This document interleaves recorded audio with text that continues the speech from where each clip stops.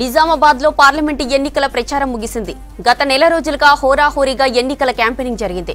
గత ఎన్నికల్లో పసుపు బోర్డు కీలక అంశంగా ఉండగా ఈసారి షుగర్ ఫ్యాక్టరీ, గల్ఫ్ బోర్డు ప్రచారాస్త్రాలుగా మారాయి.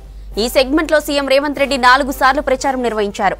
నిజామాబాద్ లోక్సభ పరిధిలో జరిగిన ఎలక్షన్ క్యాంపెయినింగ్ ముగిసిన ప్రచారంపై మరింత సమాచారం రజనీకాంత్ అందిస్తారు.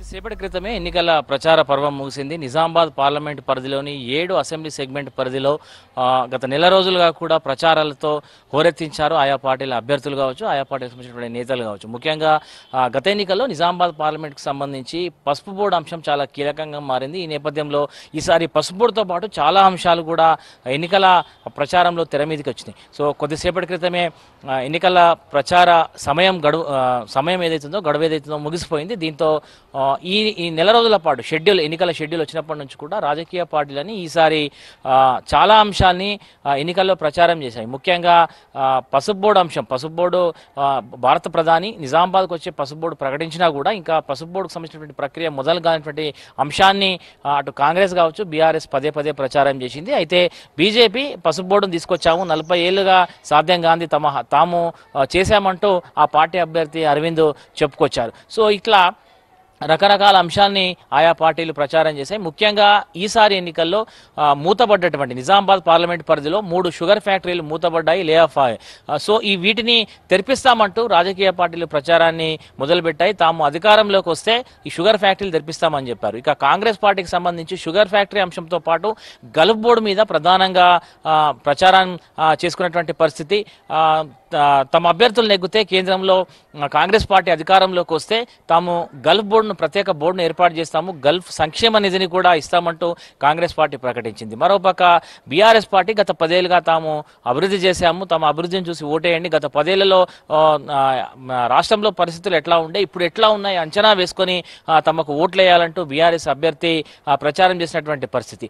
ఈ 3 పార్టీలు కూడా పోటాపోటీగా ప్రచారాన్ని నిర్వహించాయి. ఇంకా ఇతరత్ర ఇండిపెండెంట్లు, వేరే పార్టీకి సంబంధించినటువంటి అభ్యర్థులు బరిలో ఉన్నప్పటికీ కూడా నిజామాబాద్ పార్లమెంట్ పరిధిలో 29 మంది అభ్యర్థులు బరిలో ఉన్నారు. కానీ ప్రధానంగా 3 ప్రధాన పార్టీలకు సంబంధించినటువంటి కాంగ్రెస్, బీజేపీ, బీఆర్ఎస్ 3 పార్టీలకు సంబంధించినటువంటి ప్రత్యర్థులు మాత్రం ఒకరిపై ఒకరు నేరుగా ఆరోపణలు చేసుకున్నారు. వ్యక్తిగత ఆరోపణలతో పాటు పార్టీ పరంగాను బలమైనటువంటి విమర్శలు చేసుకున్నటువంటి పరిస్థితి. సో గత నెల రోజులుగా కూడా ప్రచారాన్ని హోరెత్తించారు. కొద్దిసేపటి క్రితమే ప్రచార పర్వం ముగిసిపోయింది. ఇక ఒకసారి ఈ ప్రచార శైలిని మనం గమనిస్తే నిజామాబాద్ పార్లమెంట్ పరిధిలో ఇటు నిజామాబాద్ జిల్లాకు సంబంధించి 5 అసెంబ్లీ సెగ్మెంట్లు, అటు జగిత్యాల, కోరుట్ల మొత్తం 7 సెగ్మెంట్ల పరిధిలో 7 అసెంబ్లీ సెగ్మెంట్ల పరిధిలో నిజామాబాద్ పార్లమెంట్ విస్తరించి ఉంది.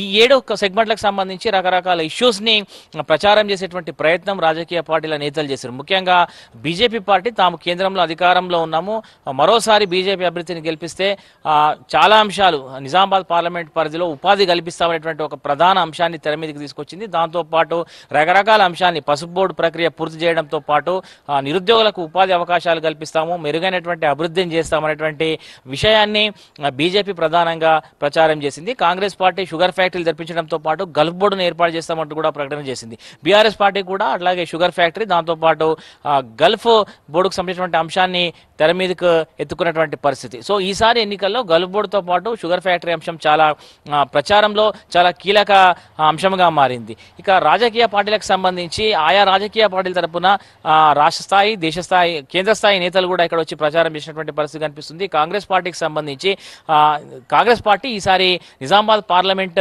గత ఎన్నికల్లో 2019 పార్లమెంట్ ఎన్నికల్లో ఇక్కడ కాంగ్రెస్ పార్టీకి డిపాజిట్ రాలేదు. దీంతో ఈసారి కాంగ్రెస్ పార్టీ రాష్ట్రంలో అధికారంగా ఉంది, చాలా ప్రతిష్టాత్మకంగా తీసుకొని ఈసారి ఎట్లాగైనా గెలవాలన్నటువంటి ఒక సంకల్పంతో ప్రచారం చేశారు. సీఎం రేవంత్ రెడ్డి నిజామాబాద్ పార్లమెంట్ పరిధిలో 4 సార్లు పర్యటించారంటే ఆ పార్టీ ప్రచారాన్ని ఎంత సీరియస్గా తీసుకుందో అర్థం చేసుకోవచ్చు. నిజామాబాద్, జగిత్యాలలో బహిరంగ సభలతో పాటు ఆర్మూర్, మరోసారి నిజామాబాద్లోను కార్నర్ మీటింగ్లో సీఎం రేవంత్ రెడ్డి పాల్గొన్నారు. దీంతో పాటు రాష్ట్రానికి సంబంధించినటువంటి నేతలంతా కూడా ఈ యొక్క ప్రచార పర్వంలో పాల్గొన్నారు.